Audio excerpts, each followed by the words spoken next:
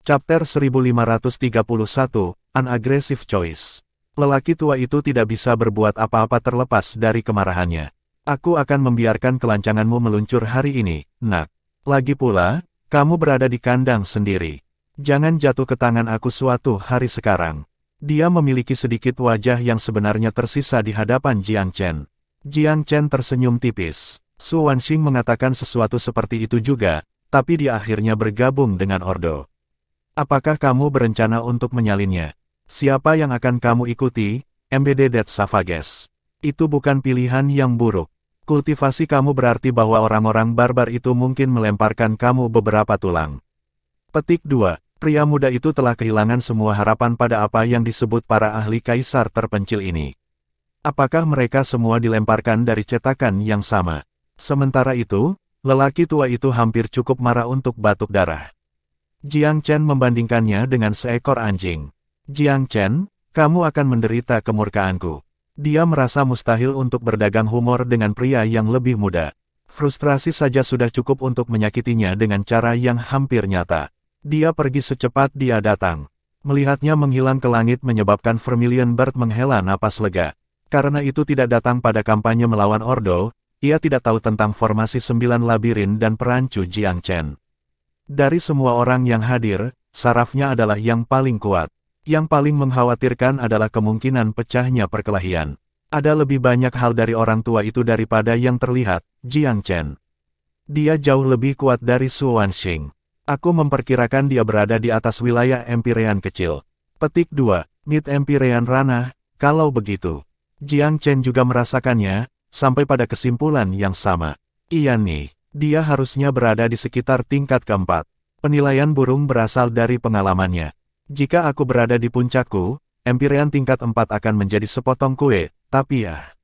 Pada zaman kuno, burung Vermilion adalah unggas suci yang cocok untuk memerintah wilayah yang besar. Paritasnya dengan kepala sekte Primosang mencerminkan fakta ini. Secara alami, penanamannya jauh di atas tingkat Empyrean tingkat keempat. Namun, dalam domain manusia hari ini, Empyrean tingkat keempat adalah pemandangan yang sangat langka. Itu setelah domain meragukan keberadaan para ahli Empyre di tempat pertama. Munculnya level 4 yang menakjubkan. Jiang Chen juga kesal. Mengapa para ahli Empyrean ini tidak terlihat di saat-saat bahaya, namun pertama-tama sejalan dalam hal mencari untung. Ini adalah alasan kuat untuk rasa jijiknya terhadap para ahli ini. Mereka tidak dapat ditemukan ketika mereka benar-benar dibutuhkan, tetapi sangat senang mengerahkan kekuatan kultivasi mereka di luar konflik. Sudahlah. Maaf merepotkanmu, Senior Vermilion. Silakan kembali ke musim semi semangat kayu dan beristirahat di sana. Tidak perlu khawatir, Jiang Chen sangat puas dengan apa yang telah dilakukan burung itu atas namanya. Kesediaannya untuk melindunginya di saat dibutuhkan menunjukkan moralitas dan kesetiaannya. Seperti yang diharapkan dari teman manusia purba. Keseluruhan Gunung Merak Suci merasakan tekanan menghilang begitu lelaki tua Gletser itu pergi. Hati mereka, terjebak di tenggorokan mereka sesaat sebelumnya, akhirnya bisa tenang kembali. Baik, tidak perlu khawatir, semuanya. Langit tidak akan jatuh dalam waktu dekat. Sebagai tempat dengan warisan kuno, kekayaan Velurium akan membentang untuk waktu yang lama. 1 atau 2 ahli Empyrean tidak akan bisa mengguncang fondasi kami. Jiang Chen mendorong bawahannya dalam upaya untuk mengurangi ketakutan mereka. Mata air juga tersenyum. Lihat semuanya. Tuan Empyrean tua itu lebih kuat dari lawan manapun yang pernah kita lihat sebelumnya. Namun, dia tidak berani menimbulkan masalah. Mengapa? Karena ini adalah Velurium Capital. Ini adalah Secret Pivot Mountain. Tidak ada warisan di sini, tetapi Tuan Muda Jiang Chen. Kekayaan luar biasa melindungi tempat ini. Petik 2. Kata-katanya sangat meyakinkan. Semua orang mengangguk setuju. Oke, jangan bereaksi berlebihan. Setiap orang harus kembali ke posisinya. Langit tidak akan jatuh dalam waktu dekat. Pakar terpencil sangat banyak, dan mungkin tidak semuanya kasar seperti orang tua bodoh itu. Aku percaya akan ada ahli lain yang lebih setuju dengan tujuan kita. Petik 2. Sebenarnya, Jiang Chen tidak meragukan hal ini. Akan sangat aneh jika setiap ahli pertapa sama bodohnya dengan ini. Mustahil bagi para badut kemanusiaan untuk mencapai peringkat Empyrean. Lainnya, lebih banyak pemahaman, para ahli harus ada. Jiang Chen tidak bisa mengecewakan penjaganya setelah kekacauan baru-baru ini. Penampilan pria tua itu membunyikan alarm internal. Aku memiliki banyak ahli di bawah spanduk aku dan Velurium terus membaik. Tetapi semua ini dibangun di atas prasyarat bahwa kita tidak menghadapi cobaan yang lebih sulit. Aku akan kesulitan berurusan dengan 2 atau 3 ahli seperti orang tua itu. Sekelompok dari mereka dapat dengan mudah menghancurkan Gunung Merak Suci. Dia merasakan ancaman yang sangat nyata dan menjulang. Jiang Chen tidak benar-benar berpikir bahwa domain manusia memiliki begitu banyak pakar kerajaan menengah. Bahkan jika ada, mereka semua tidak akan cukup bodoh untuk bersatu melawan pemuda seperti dia. Dia tidak pernah menikmati perasaan takdirnya di tangan orang lain. Aku harus meningkatkan kekuatanku. Tanpa kekuatan absolut, aku tidak memiliki kebebasan mutlak untuk mengendalikan masa depan aku. Jiang Chen berkata pada dirinya sendiri, aku harus menerobos ke Kaisar Agung dengan semua kemampuanku. Menuju ke sana sedini mungkin adalah keharusan. Ketika aku melakukannya, tingkat dao bela diri aku akan melonjak melampaui Cakrawala. Petik 2. Begitu dia menjadi seorang kaisar yang hebat, Jiang Chen merasa dia dijamin akan mencapai peringkat Empyrean dalam waktu singkat. Firasat ini bukan hanya lahir dari kepercayaan buta. Jalan aku ditakdirkan untuk sangat berbeda dari para pembudidaya lainnya. Nasib aku melahirkan banyak harapan dan impian yang tidak ada pada orang lain. Aku datang dari pesawat surga, dan masing-masing dari setiap peluang dan kekayaan aku 100 kali lipat lebih baik daripada yang lain. Kecepatan kultivasi aku juga harus lebih cepat. Hal yang sama berlaku dengan potensi aku. Tanggung jawab aku lebih berat daripada yang bisa ditanggung kebanyakan orang. Waktu adalah esensi. Dia harus memanfaatkan setiap menit dan detik sebelum pasukan Embiteret Savage memulai. Dia melemparkan dirinya jauh ke dalam kultivasi. Aku harus berpikir tentang mengambil pendekatan yang lebih cepat, ambisius. Jiang Chen mengeluarkan benda pil seukuran biji teratai dari cincin penyimpanannya. Itu berkilauan dengan warna emas samar. Peninggalan Ming Tuo, gumamnya. Aku tanpa curiga menemukan mayatmu di alam Paramon. Setelah aku menguburkannya, aku menemukan relik di sana. Aku belum memperbaiki relik sama sekali sebelumnya, tetapi mungkin sudah waktunya untuk jika aku ingin mempercepat terobosan aku. Petik 2. Dia mendapatkan relik itu kembali ketika bertualang ke Paramon Realm selama upacara Agung Myriad. Itu mendahului istana Guoran. Jiang Chen telah menyimpan relik selama ini, dan sepertinya sekarang adalah waktu yang tepat baginya untuk memperbaikinya dan menyerap esensi dao bela diri di dalamnya. Dia menduga ini adalah peninggalan bela diri yang ditinggalkan oleh seorang kaisar puncak, atau mungkin kaisar besar setengah langkah. Setelah benar-benar disempurnakan, itu bisa menyebabkan pertumbuhan ledakan di tingkat budidaya bela diri high. Pria muda itu saat ini ranah kaisar maju, dekat dengan tingkat ke-8. Setelah peninggalan, ia memiliki peluang bagus untuk langsung naik ke ranah kaisar tingkat ke-9 atau bahkan kaisar puncak. Jenius muda lainnya yang mengejar metode kultivasi radikal seperti itu berisiko mendapat serangan balasan. Bagi mereka, ini melibatkan kerakusan jangka panjang. Itu adalah strategi yang dapat merusak fundamental seseorang sendiri. Keuntungan terbesar Jiang Chen adalah bahwa fundamentalnya lebih stabil daripada kebanyakan, dan ia memiliki kemampuan dan metodologi yang dibutuhkan untuk mempercepat metabolisme pepatahnya. Jenius lain mungkin perlu mempertimbangkan daya tahan mereka dalam memperbaiki peninggalan semacam itu. Sangat penting bagi kebanyakan orang untuk mengambil proses secara perlahan, mengambil kekuatan dari peninggalan satu demi satu. Meskipun Jiang Chen tidak dapat memperbaiki semuanya sekaligus, ia bisa melakukannya lebih cepat dan lebih efisien daripada orang lain. Ini adalah keuntungan terbesar yang diberikan oleh memori kehidupan sebelumnya. Sejak awal kultivasinya, ia telah memberikan perhatian yang signifikan pada fundamentalnya. Mereka 10 kali lebih baik daripada orang jenius lain yang ada dalam domain manusia. Ketika dia berada di puncak alam roh bertahun-tahun yang lalu, dia menghindari menerobos sampai dia bisa mendapatkan Five Dragons Opening Pil Surgawi. Kenapa begitu? Karena dia ingin melakukan segala daya untuk meningkatkan basisnya. Melakukan hal itu akan meletakkan kerangka kerja bagi upaya dao bela dirinya di masa depan, yang berarti dia bisa mengambil jalan yang lurus dan tidak pernah khawatir tentang mempertahankan kecepatan. Orang-orang biasa hanya bisa melihat selangkah lebih maju dari kultivasi mereka sendiri. Jenius, 10 atau 100. Jiang Chen, bagaimanapun, bisa merencanakan segalanya tentang kultivasinya. Dia bisa melihat ribuan langkah ke depan berkat pengalamannya. Di ruang rahasia, dia duduk bersila, dengan rakus mengkonsumsi esensi peninggalan Ming Tuo. Relik itu memang mengandung esensi bela diri yang kuat. Itu telah dibentuk dari energi bela diri Tuan sebelumnya, disuling dari nilai seumur hidup.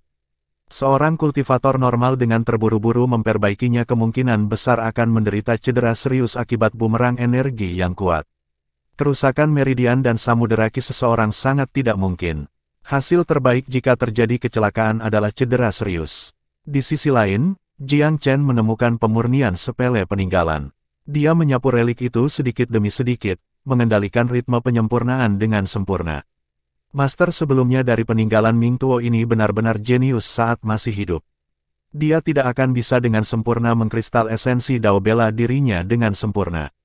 Sayangnya, ia bertemu dengan kemalangan dan kematian di alam Paramon. Petik 2. Saat Jiang Chen memperbaiki relik, ia menjaga energi dan kemurniannya dengan hati-hati. Dalam proses itu, dia merasakan dan beresonansi sedikit dengan emosi yang dilimpahi tuannya. Itu adalah jenis komunikasi yang menakjubkan, melampaui batas kehidupan dan kematian. Pada saat-saat terakhir kehidupan sang ahli, emosinya telah beralih dari kesedihan, keputusasaan, untuk menerima nasibnya, dan pemahaman. Jiang Chen membenamkan dirinya dalam emosi itu. Chapter 1532, Enormous Gains. Proses melalui mana ia memperhalus peninggalan Ming Tuo membawa Jiang Chen pada roller coaster emosi, mengulangi siklus reinkarnasi. Ini tak terlihat, tetapi secara nyata meningkatkan pemahaman bela diri Jiang Chen. Butuh 3 hari bagi Jiang Chen untuk sepenuhnya memperbaiki segala sesuatu yang berharga di dalam peninggalan itu. Peninggalan Ming Tuo itu sendiri berubah menjadi cahaya samar-samar saat dia menyelesaikan langkah terakhir, menghilang di telapak tangan pemuda itu. Ini menandai akhir-akhir dari satu kehidupan dan evolusi baru dari kehidupan lain. Jiang Chen secara bertahap membuka matanya, menikmati peningkatan Dao bela diri yang telah diberikan padanya. Dia tidak kehilangan dirinya dalam kegembiraan, dia menjadi lebih terkumpul dan tenang. Peninggalan bela diri adalah hal yang luar biasa. Menyerap energi sejati seorang kaisar puncak hanya akan membawa peningkatan terbatas. Tetapi menerimanya melalui sesuatu yang terkonsentrasi sebagai peninggalan, aku bisa menerima hampir semua hal. Perbedaan antara dua mode sangat mengejutkan Jiang Chen. Ini adalah pertama kalinya dia memperbaiki peninggalan Dao bela diri. Dia sekarang mengerti mengapa banyak ahli lebih suka untuk memperbaiki esensi dari Dao bela diri mereka menjadi peninggalan sebelum kematian mereka. Mereka telah melakukannya agar budidaya bela diri mereka tidak sia-sia. Umumnya, peninggalan ini diberikan kepada junior yang mereka sayangi. Para junior cukup beruntung untuk menjadi penerima relik-relik ini memang beruntung. Secara umum, mereka semua bisa mengikuti jejak leluhur jenius mereka, akhirnya membuat nama mereka sendiri di dunia. Tentu saja, tidak setiap kultivator memilih untuk menciptakan relik bela diri Dao. Itu adalah ilmu yang rumit untuk bisa melakukannya sama sekali. Selain itu, beberapa pembudidaya egois tidak mau memberi manfaat kepada orang lain dengan warisan mereka. Kedua faktor ini berkontribusi pada kelangkaan peninggalan. Perubahan drastis peninggalan Ming Tuo telah memberinya informasi kepada Jiang Chen bahwa ia telah menerobos ke ranah kaisar tingkat 9 tanpa menyadarinya. Peninggalan Dao bela diri adalah keajaiban kecerdasan alami. Jiang Chen sangat senang dengan perubahan yang telah memengaruhinya. Dia sama senangnya dengan yayasannya sendiri. Jenius lain manapun tidak akan bisa memperbaiki relik dalam waktu singkat 3 hari. 6 bulan, 1 tahun, atau bahkan 1 atau 2 dekade, semuanya mungkin.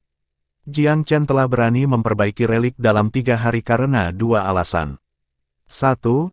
Karena dia adalah ranah kaisar tingkat ke-7 di tempat pertama, berbatasan dengan ke-8. 2. Ia memiliki kenangan dari kehidupan sebelumnya serta fondasi yang berbeda untuk diandalkan.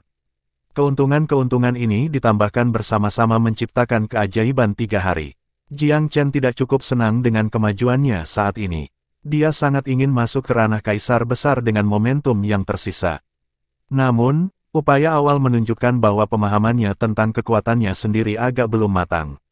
Konsolidasi lebih lanjut diperlukan terlebih dahulu. Jiang Chen tidak berpikiran tunggal atau cukup keras kepala untuk bersikeras melakukan sesuatu dengan caranya. Dia berbalik menghadapi ketidakpraktisan. Kultivasi membutuhkan waktu dan kemajuan yang stabil.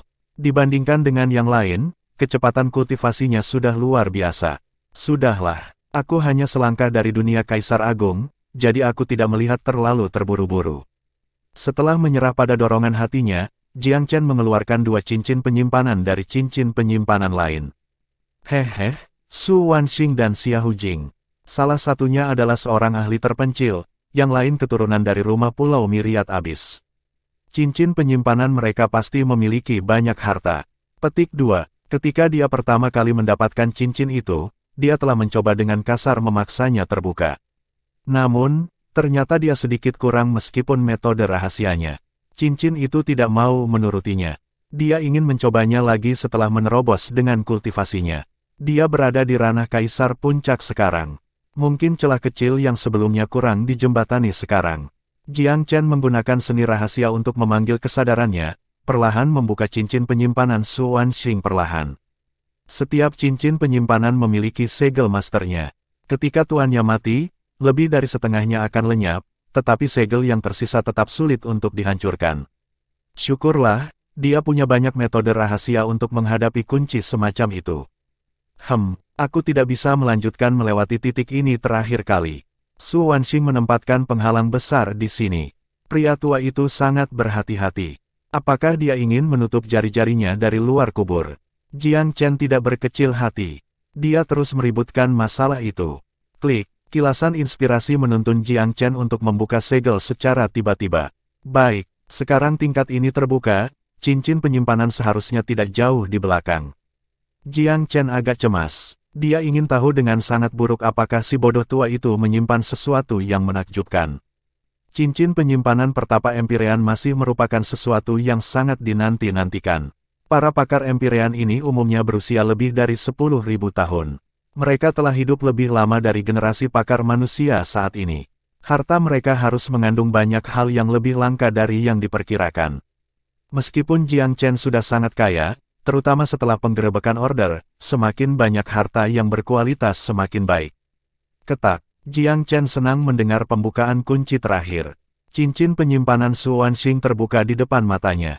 Agak bersemangat, dia segera memindai cincin itu dengan kesadarannya. Dia harus menghilangkan bahaya tersembunyi terlebih dahulu. Banyak ahli yang cukup cerdik untuk meninggalkan beberapa perangkap dan jerat di dalam lingkaran penyimpanan mereka. Langkah-langkah ini dilembagakan untuk menghindari harta mereka jatuh ke tangan musuh bebuyutan mereka setelah kematian. Jiang Chen bukan orang kasar yang brengsek. Dia tidak melupakan dirinya sendiri dalam kebahagiaan. Kesadarannya melakukan scan ala kadarnya, lalu berhenti karena terkejut. Orang tua Su memang meninggalkan jebakan. Di ujung cincin ada beberapa jarum tipis yang tidak terlihat oleh mata T3L4 nanogram. Masing-masing diberi racun yang mematikan.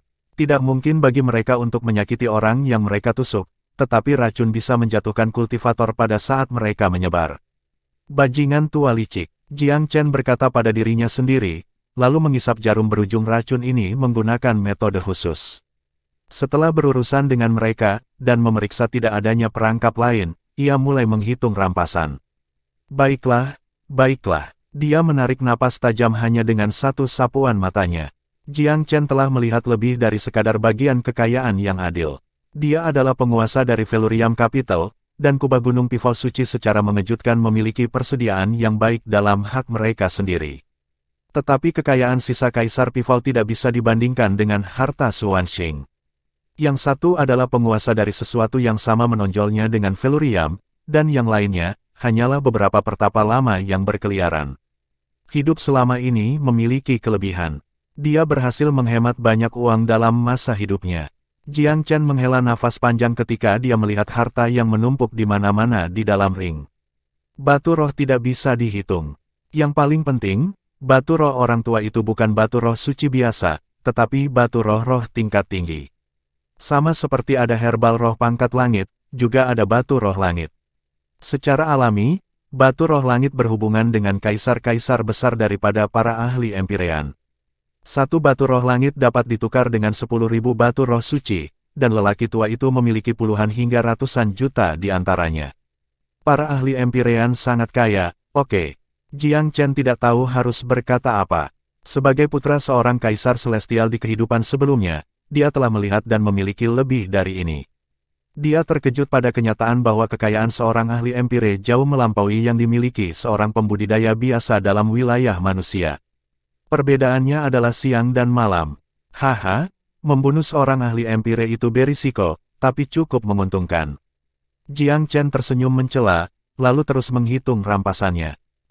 Apakah ini senjata? Dia melihat belati yang tidak terlihat sangat tajam pada pandangan pertama, tetapi memancarkan aura yang berdebar kencang. Kelemahan dari niat membunuh adalah binatang buas yang meringkuk, berdenyut dengan pembunuhan. Belati ini jelas merupakan senjata pangkat Empirean, seru Jiang Chen sambil memuji sambil memegangnya. Pria tua itu memiliki cukup koleksi. Dia sudah memikirkan senjata itu. Bukan untuk dirinya sendiri, tapi Dan Fei. Jiang Chen ingat bahwa Dan Fei adalah seorang ahli dengan bilah yang lebih pendek. Belati itu akan menjadi dorongan besar bagi kecakapan tempurnya. Ada jimat di sini juga. Ada sebuah rak dengan beberapa jimat. Totalnya 4, dengan keduanya identik. 2 lainnya berbeda. Jiang Chen mengidentifikasi mereka satu persatu. Cek, pakar Empirean benar-benar hanya punya harta dan tidak ada sampah.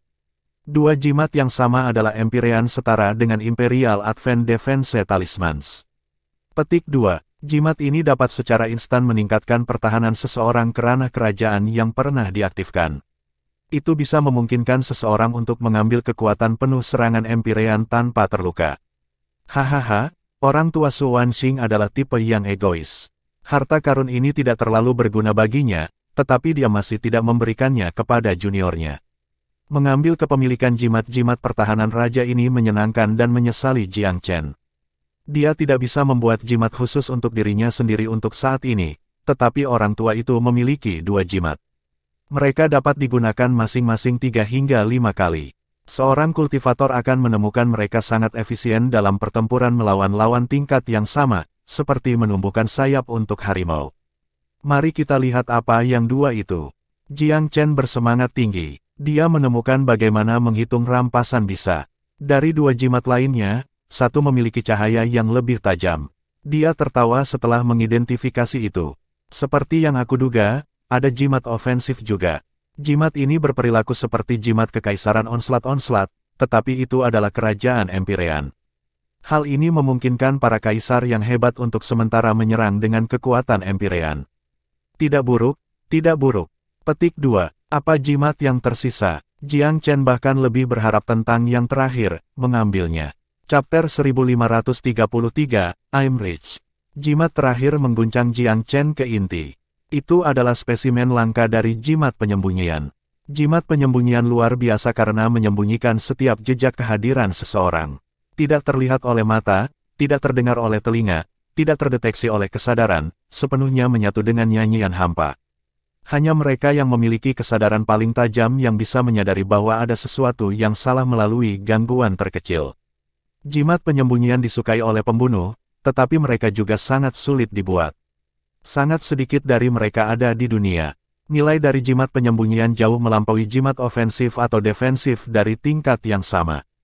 Kegunaannya untuk serangan menyelinap ke samping, itu juga dapat digunakan untuk membantu penerbangan seseorang jika terjadi bahaya. Jimat itu sempurna untuk serangan dan pertahanan. Tapi tentu saja, itu efektif dipertanyakan terhadap lawan yang sangat kuat. Namun, orang bisa mengatakan hal yang sama untuk jimat lainnya juga. Itu masih memberi keuntungan untuk menyembunyikan jimat. Tidak heran Su Wanxing mampu menyusup ke tanah bekas Sekte Dewa Bulan dan membunuh Pangeran Desa Gunuo. Dia memiliki jimat yang luar biasa ini untuk membantunya. Jiang Chen bergidik pada apa yang seharusnya terjadi. Apa yang akan terjadi jika Su Wanxing menggunakan jimat penyembunyian ini untuk mengunjungi Gunung Merak Suci? Untungnya, formasi petal storm 9 bunga api hadir di sini. Meskipun itu tidak bisa membuatnya keluar, itu akan memaksanya untuk membuat keributan.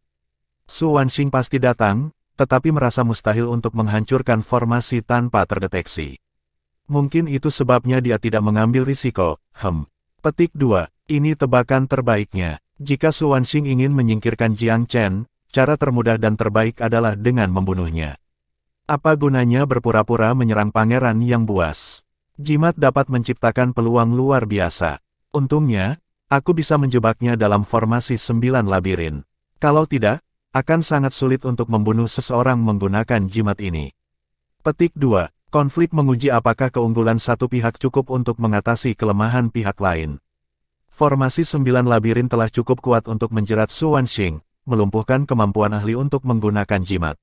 Bukan berarti menggunakannya akan membuat dia lebih baik dalam situasi itu. Dalam formasi, jimat tidak akan bisa berfungsi dengan kekuatan penuh. Itu jauh lebih mungkin, meskipun, bahwa Su Wanxing hanya meremehkannya. Temperamen lelaki tua itu berarti bahwa dia belum menganggap mungkin bagi Jiang Chen untuk membunuhnya meskipun menjebaknya. Dengan demikian, kemungkinan dia tidak pernah benar-benar berpikir untuk menggunakan jimat. Ketika Jiang Chen menyergapnya, dia tidak punya waktu untuk bereaksi terhadap perkembangan yang tiba-tiba. Dan setelah cedera seriusnya, dia tidak bisa lagi memanfaatkan jimat itu. Dari awal hingga akhir, Su Wanxing tidak diberi kesempatan nyata untuk menggunakannya. Tapi bagus dia tidak pernah mencabutnya. Itu berarti semakin banyak manfaat bagi aku. Jiang Chen memandang jimat itu. Itu jelas telah digunakan setidaknya 2 kali, tetapi 3 atau 4 penggunaan tetap. Aku akan menyimpan ini untuk diriku sendiri. Jiang Chen dengan hati-hati memasukkan jimat itu, bersama dengan jimat serangan Empirean dan jimat pertahanan Empire, ke dalam cincin penyimpanannya. Ketiga jimat ini akan menjadi masalah standar baginya mulai sekarang. Dia akan selalu membawa mereka untuk memiliki kesempatan melawan para ahli nyata dalam pertarungan yang sulit.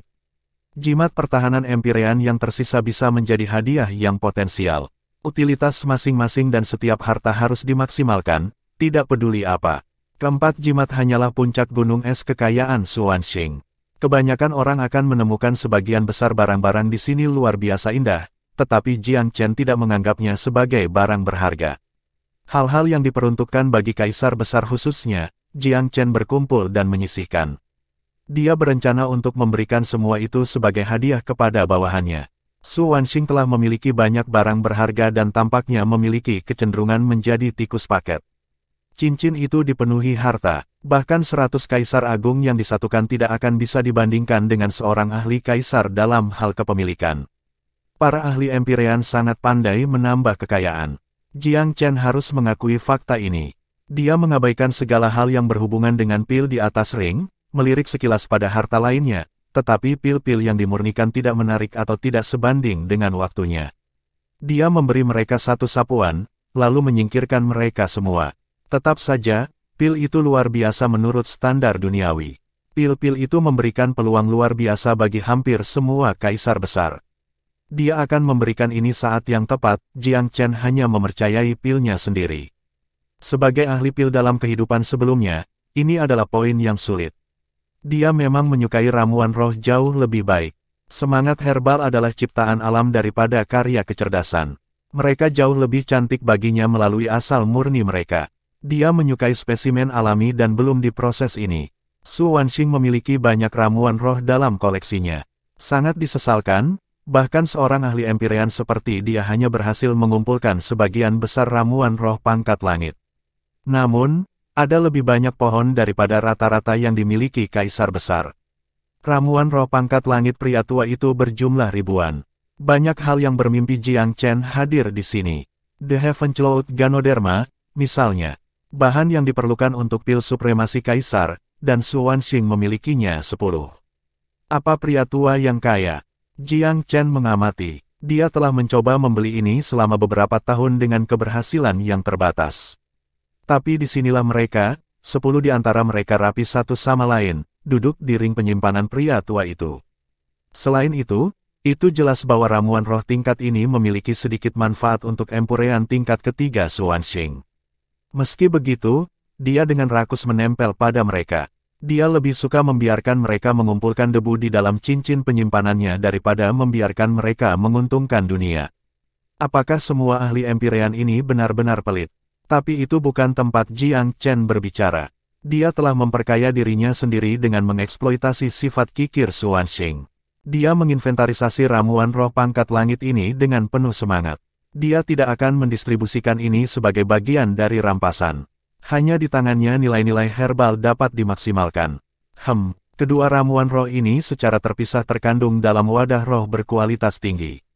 Apakah ada sesuatu yang berbeda tentang mereka? Mata Jiang Chen melekat pada dua kotak yang membedakan diri mereka di atas yang lain.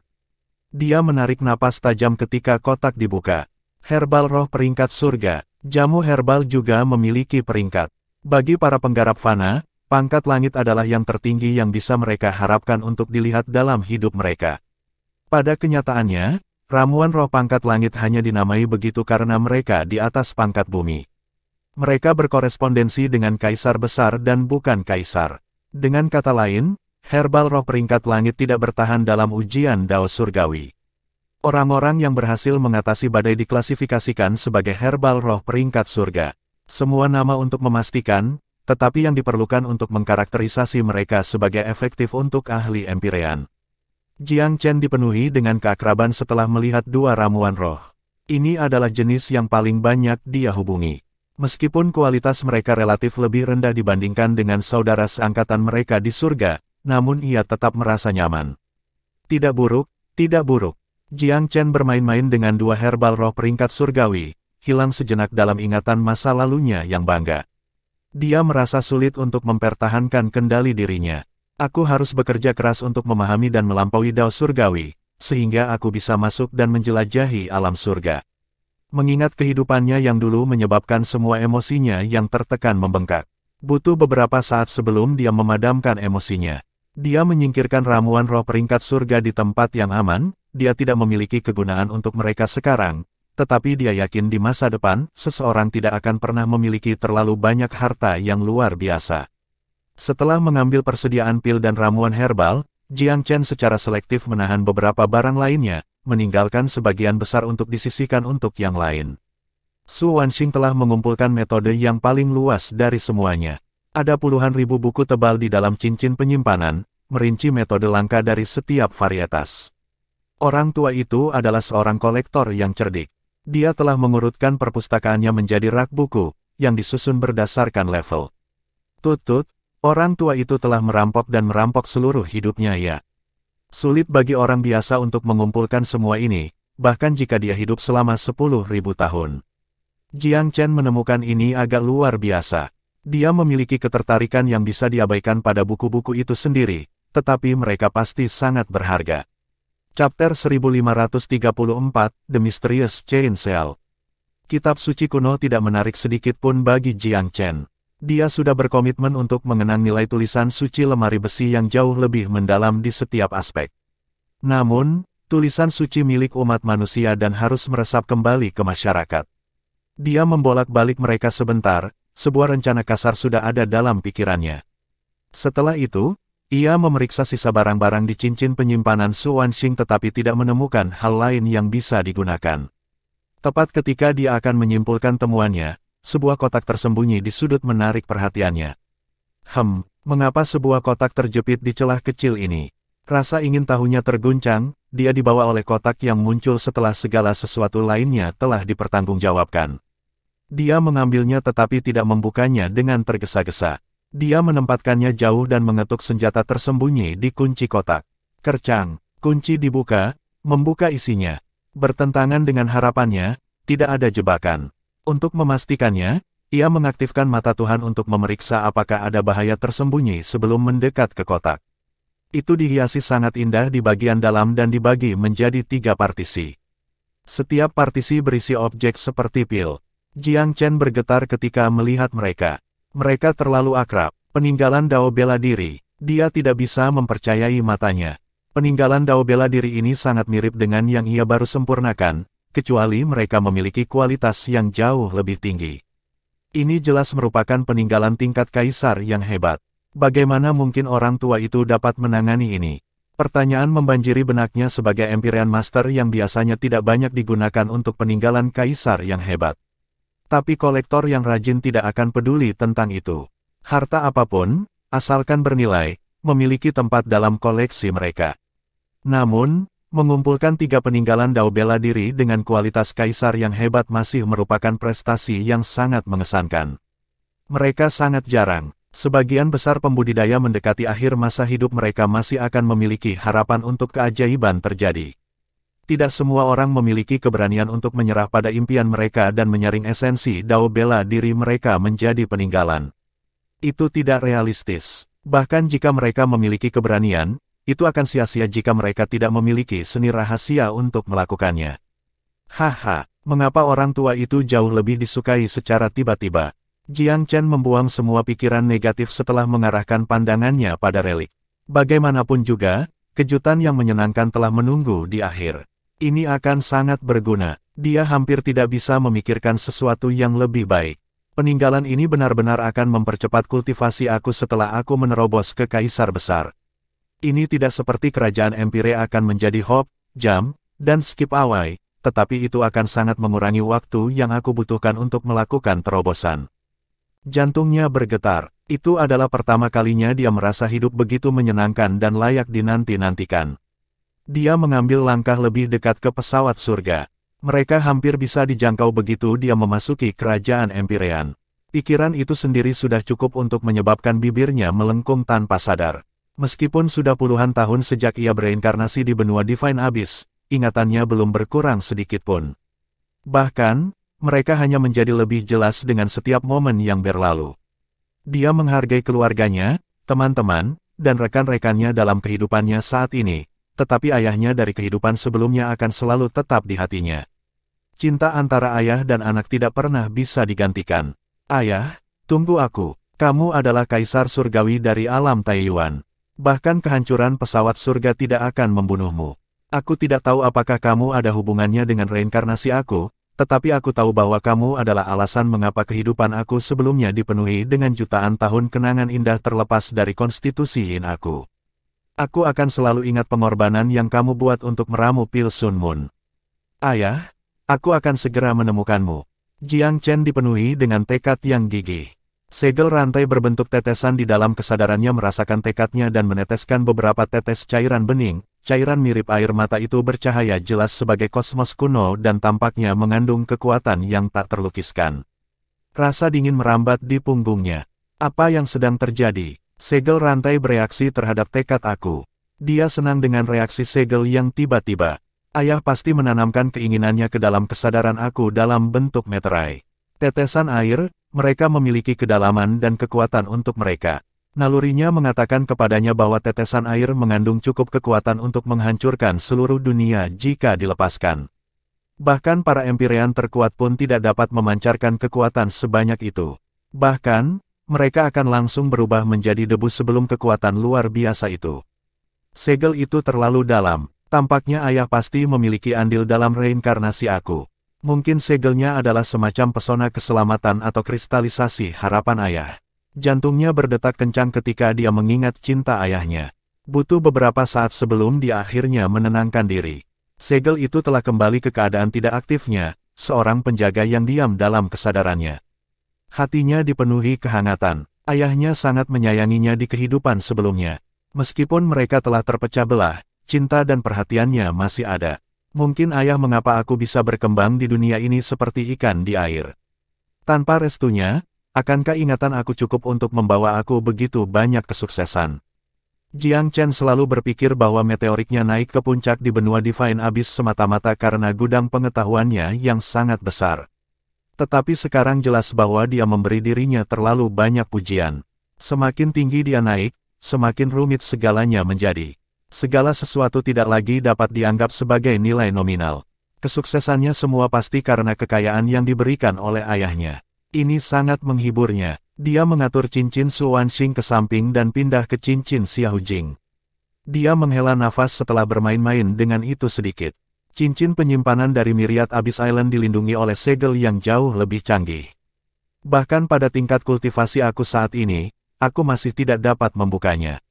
Oh well, aku akan mengesampingkannya dan mencoba lagi setelah aku menerobos ke Kaisar Besar. Dia tidak terburu-buru. Xiao Jing adalah seorang jenius dari House Xiao, tapi dia bukan yang paling berbakat dan masih sangat muda. Tidak ada jaminan bahwa cincinnya akan memiliki hasil rampasan yang lebih baik daripada milik Su Wanxing. Bahkan, itu lebih cenderung lebih rendah.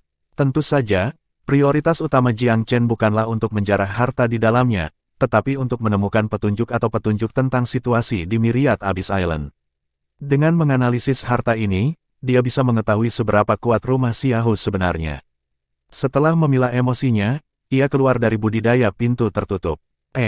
Tuan Muda, kamu, saudara-saudara Jiao segera menyadari perubahan aura Jiang Chen. Namun, reaksi mereka sesuai dengan harapan Tuan Muda. Ini hanya sebuah terobosan kecil, tidak ada yang bisa ditulis di rumah. Aku sudah menyampaikan seni rahasia yang diperlukan untuk menyaring dekrit kaisar kepada kamu, memanfaatkannya dengan baik dan ingat bahwa waktu adalah esensi. Jiang Chen menyarankan dengan sungguh-sungguh.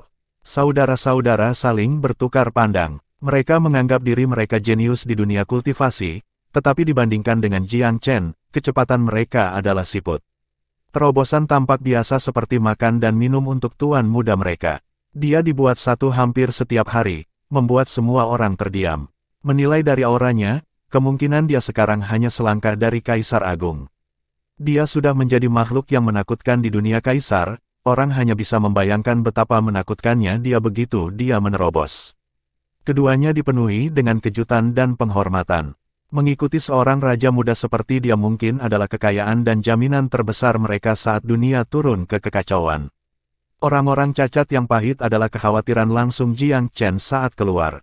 Dia tidak bisa mengerti mengapa pasukan mereka tetap tidak bergerak dan menahan diri untuk keluar. Sepertinya suku yang haus perang puas dengan hanya menaklukkan sudut barat laut dari wilayah manusia. Tuan Muda, ini sangat mencurigakan. Perang dan penjarahan ada dalam darah mereka. Seperti belalang, mereka terlahir untuk menjadi penghasut perang. Tidak mungkin mereka puas dengan hanya sedikit tanah terpencil yang mereka dapatkan. Semakin lama mereka tidak bergerak, semakin aku khawatir. Kaisar Wellspring telah menjadi penasihat Jiang Chen yang paling terpercaya. Kemampuannya untuk melihat gambaran besar dan penilaian keduanya sangat tajam. Jiang Chen mengangguk setuju. Sepakat, aku hanya bisa membayangkan bahwa mereka sedang menyusun semacam skema besar. Mengenai hal ini, dia tidak ragu. Namun, apa sebenarnya sifat rencana mereka? Dia merenungkan panjang dan keras, tetapi tidak berhasil. Mungkin mereka berencana untuk merekrut para ahli terpencil. Tapi itu juga tidak masuk akal. Manusia terhormat mana yang mau menjadi anjing untuk ras alien? Chapter 1535, The Embittered Savages Holy Land. Jiang Chen merenung sejenak, tetapi tidak berhasil. Dia melambaikan tangannya. Oh well, mari kita pertahankan status quo dalam kasus itu. Daripada terus menebak rencana mereka, kami akan terus meningkatkan kekuatan kami dan siap untuk apapun yang mereka lemparkan pada kami. Petik 2. Dimengerti. Mata air mata tersenyum. Itu sebabnya dia mengagumi Tuan Muda. Terlepas dari usia Jiang Chen, dia tidak panik menghadapi semua peristiwa aneh ini. Itu berbicara banyak tentang keberaniannya, luasnya penglihatannya, dan kepercayaan dirinya. Pemimpin seperti itu dilahirkan untuk mencapai hal-hal besar. Fearless tertawa. Aku yakin saat aku menatap Tuan Muda itu aku harus berteman dengannya dan bukan musuh. Hahaha. Memang, dia menyukai pria muda itu sejak pertemuan pertama mereka di Pilvire, ketika Jiang Chen menyamar sebagai Sao Yuan. Tuan-tuan, jangan khawatir dan terus berkultivasi dengan rajin. Di masa-masa sulit yang akan datang, akan ada banyak peluang bagi tokoh-tokoh terkemuka seperti kamu untuk berkontribusi. Petik 2. Kedua kaisar besar itu mengangguk. Memang, bantuan terbesar yang bisa mereka berikan saat ini adalah menerobos kerana Empyrean sesegera mungkin. Kehadiran Empyrean Master akan menjadi pencegah dan dorongan moral terbesar. Aku perlu melakukan perjalanan untuk menangani beberapa masalah. Dia melakukannya tanpa gembar-gembor, pergi sendiri tanpa mengganggu siapapun. Dia segera mencapai Coiling Dragon Retreat, domain Kaisar Coiling Dragon.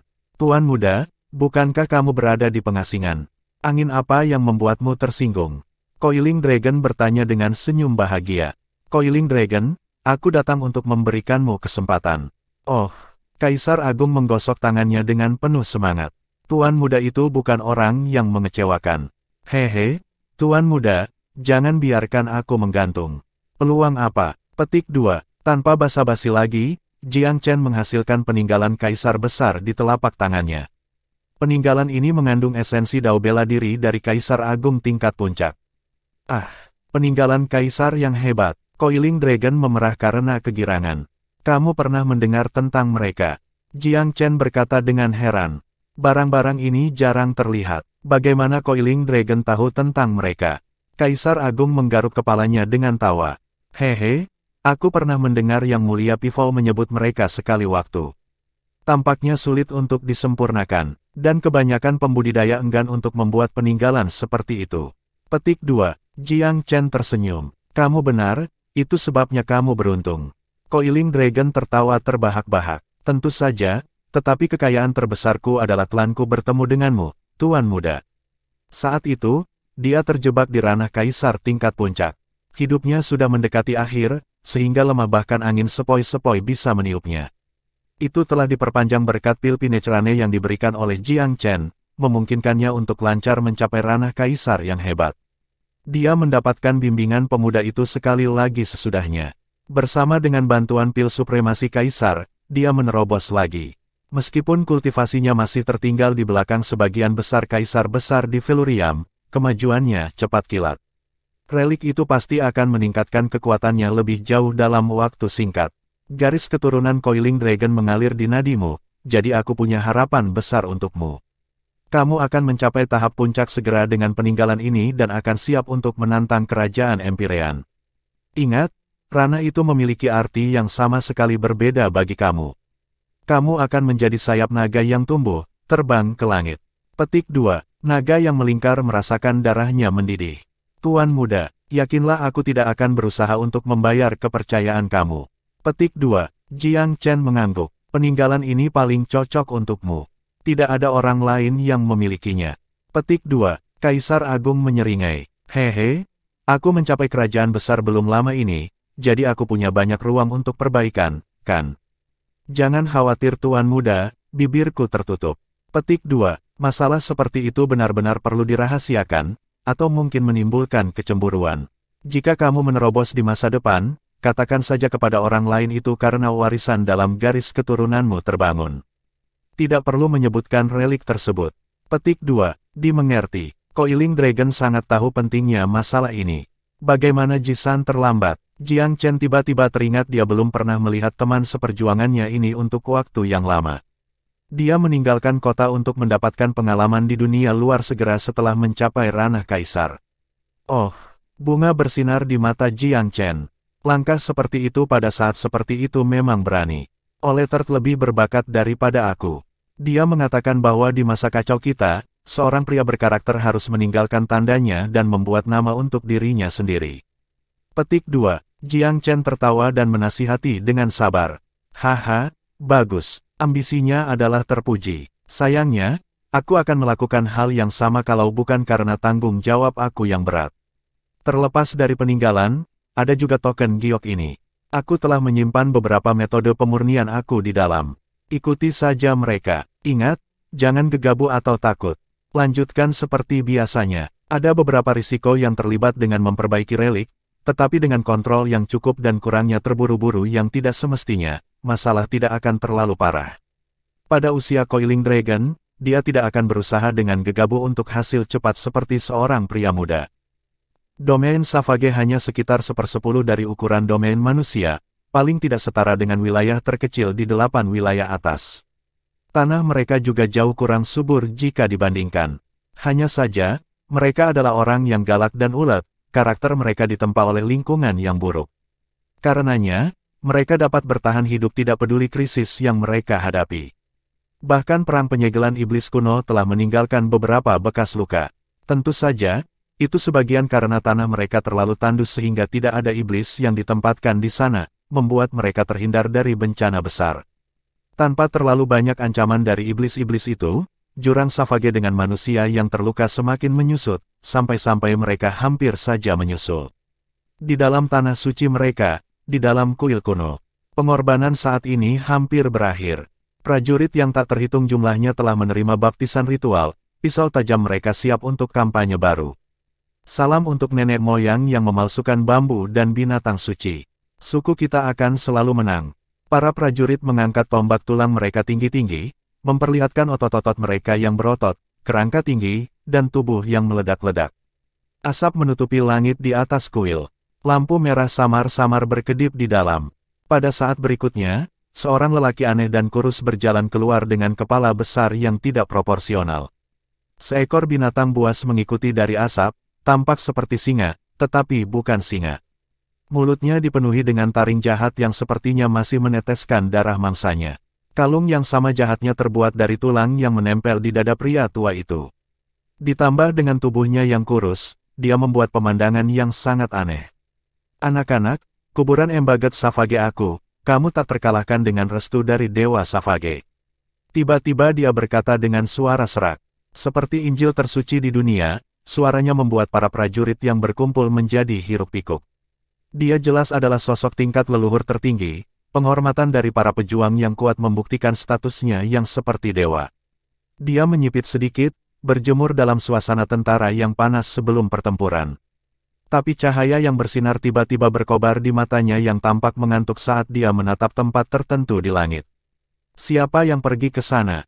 Begitu suaranya jatuh, binatang buas di sisinya menerkam langit seperti panah yang muncul dari busurnya. Koordinasi tanpa celah antara suara dan tindakan menunjukkan kontrol sempurna pria tua itu atas binatang buasnya. Hiduplah binatang kudus, hiduplah. Daripada dikejutkan oleh pergantian peristiwa yang tiba-tiba, para pejuang menjadi lebih bersemangat, terinspirasi oleh ledakan hebat dan heroik binatang itu. Melesat di udara seperti meteor, Roh Kudus mencapai langit dalam sekejap mata dan membuka lebar mawarnya, taringnya melingkupi udara dengan bau darah. Kembalilah, binatang kotor, teriakan keras terdengar dari udara. Pada saat berikutnya, petir ungu dan putih bergantian menepuk dari awan, lebih cepat dari yang bisa dilihat mata, dan menamparkan Holy Beast di bagian atas kepalanya. Makhluk roh berkedut lari dengan raungan dan ekornya di antara kakinya. Di matanya, ketakutan telah menggantikan kilatan yang sebelumnya ganas. Merintih, ia bergegas kembali ke nenek moyang. Bambu pahit mengerutkan kening karena terkejut. Binatang itu dikontrakkan padanya. Meskipun kekuatannya tidak bisa menyamai kekuatannya, para pembudidaya empire biasa tidak ada apa-apanya di depannya. Siapa gerangan penyerang untuk menakut-nakuti dalam satu gerakan? Dia menyipitkan matanya, ekspresinya enggan. Siapa itu yang melanggar kuil terlarang sukuku? Apakah kamu tidak mengerti aturan? Petik 2. Suara acuh tak acuh turun dari awan, terlarang. Ini hanya dilarang untuk jenis kamu. Sebagai orang luar, aku tidak memiliki kewajiban untuk mematuhi aturan kamu. Petik 2. Kemarahan membengkak di dada leluhur. Dia terkekeh melalui gigi yang terkatup. Jadi, apakah itu berarti kamu tidak hanya lewat begitu saja, tetapi di sini untuk menimbulkan masalah? Kurasa begitu, jawab suara itu dengan lemah. Jawaban yang jujur itu membuat Forevater Bambu terdiam. Dia meringkik tawa di langit, tetapi nadanya tiba-tiba gelap. Jadi kamu berniat untuk tidak masuk akal. Mengapa aku harus masuk akal? Apakah aku tidak diizinkan datang ke tanah suci kamu? Petik 2. Nenek moyang marah. Omong kosong. Berani-beraninya kamu terdengar begitu percaya diri ketika menjadi pelanggar. Petik 2.